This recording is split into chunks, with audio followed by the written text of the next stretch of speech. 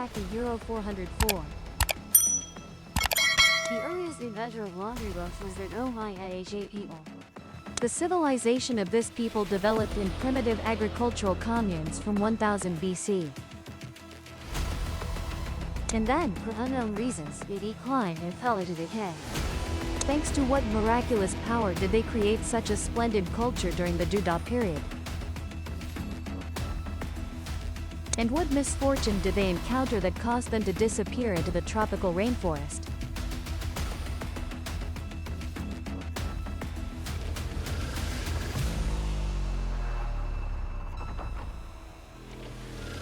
The territory of the Maya people roughly comprised the heart of Trong Y with isolated central regions. The Tiape-So region and the humid Pacific coastal northeast, along with western Salvador and the Gulf of Mexico extending to Bile and the tropical rainforests of Honduras. The population was mainly concentrated in the Petén province of Guatemala and the low-lying areas of the Yucatan Low Rocky Mountains. In 1893, a British explorer discovered a ruined fortress in the Honduran rainforest. Of course, there was no beautiful sleeping princess inside, only collapsed walls, overgrown with dense vegetation. Large stone slabs lay on the collapsed temple foundation, each intricately carved with beautiful patterns. Streets paved with stone blocks indicated this was once a bustling city, though now only ancient ruins remain. Along the roads were drainage ditches, showing it was a fairly advanced city. Stone houses and mansions of officials and nobles lined the streets. Though mostly in ruins, they still hinted at the lively scene of that time.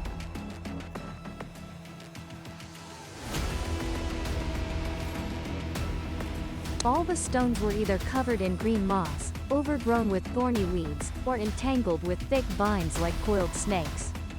Trees grew through cracks in the road and house foundations, pushing the stones apart. The dense canopy stretched over the city's traces, seemingly trying to hide some marvel.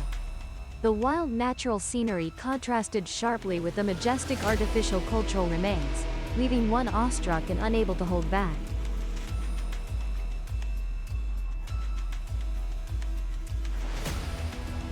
Throughout the 20th century, wave after wave of archaeologists flocked to Honduras, then expanded their explorations to Guatemala, Mexico, Peru, and across the South American continent.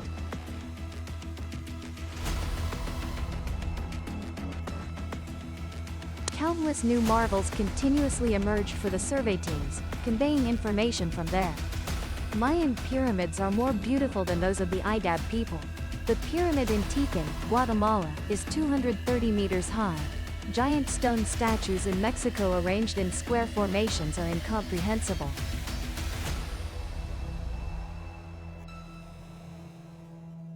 According to statistics, survey teams from various countries have discovered over 170 ruins of ancient abandoned cities across the rainforests and wilderness of South America.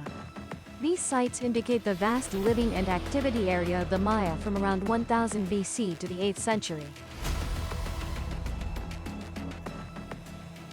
They tell us that 3,000 years ago, the Maya lived peacefully on this earth. No spiritual or material power could guarantee, even with intelligence from beyond, that South American inhabitants created such marvels.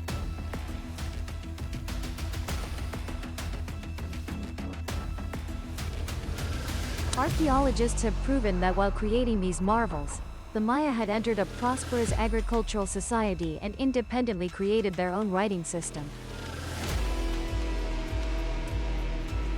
To understand how and why the Maya built pyramids, and what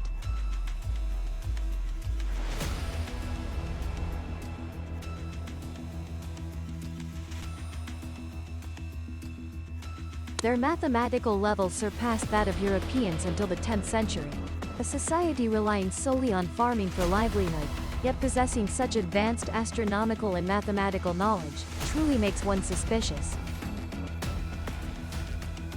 Moreover, the brilliant ancient Mayan civilization left recognized remains that also make people wonder how they obtained such things.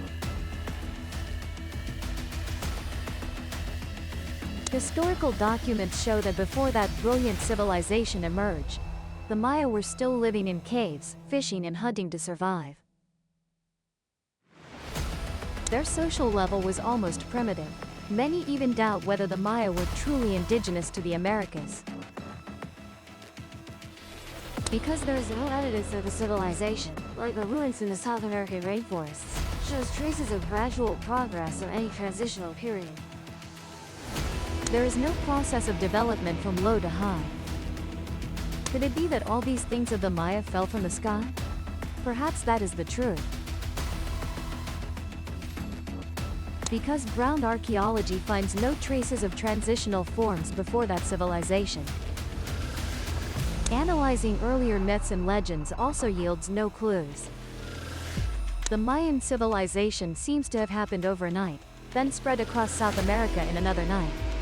Truly strange. Besides deities, who could have such magical powers? Yet, this phenomenon of civilization falling from the sky resembles a historical play that ended just as it began.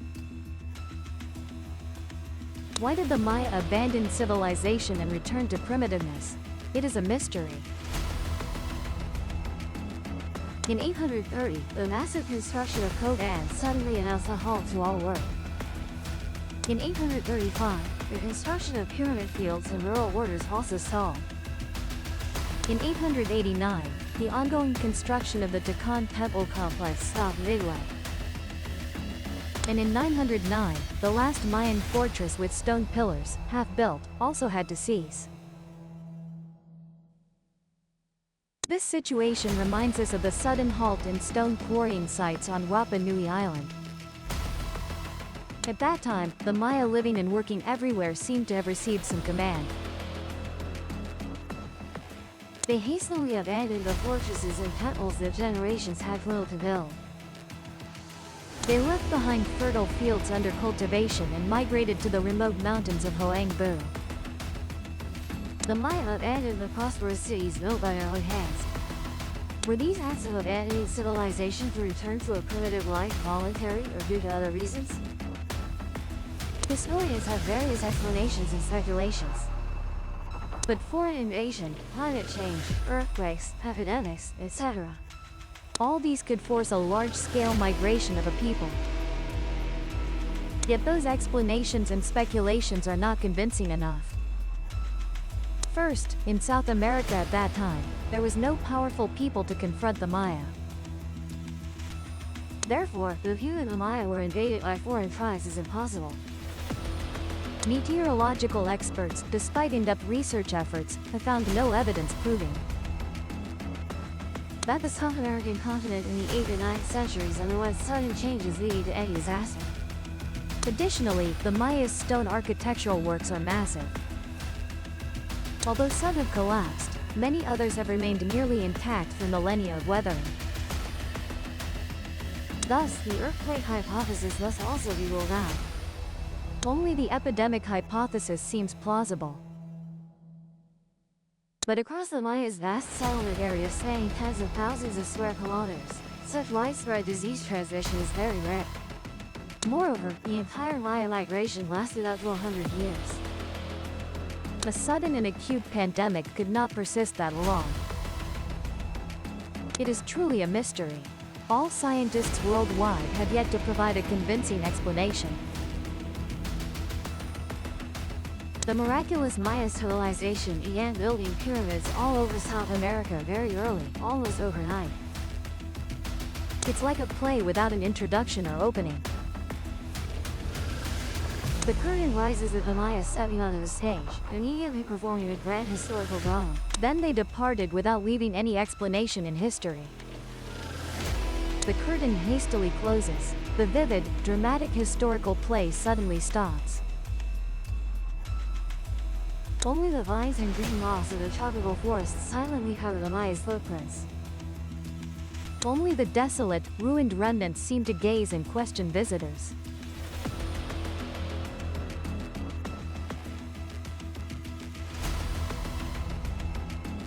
Welcome to our Prophet segment.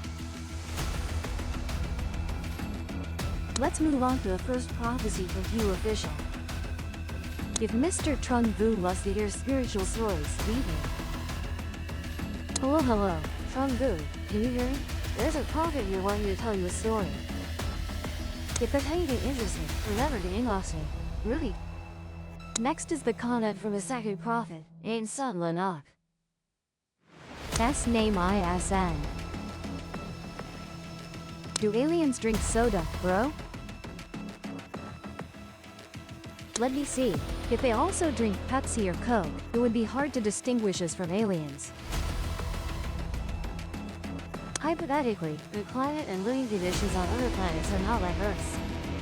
So they might drink liquid methane instead of. Aliens might consider that a beverage. Entirely possible. And finally, the prophet named Kukayat. I heard that some artificial satellites can be seen from Earth with the naked eye. Is that true, bro? This is true, my friend. From what I've learned, the image our eyes capture reaches up to 576 megapixels. To observe satellites, you must stand at the right angle and be very patient. The most important thing is knowing when and where to observe. Weather conditions are also essential, but most importantly, you must not be nearsighted. Our segment ends here. See you in the next video.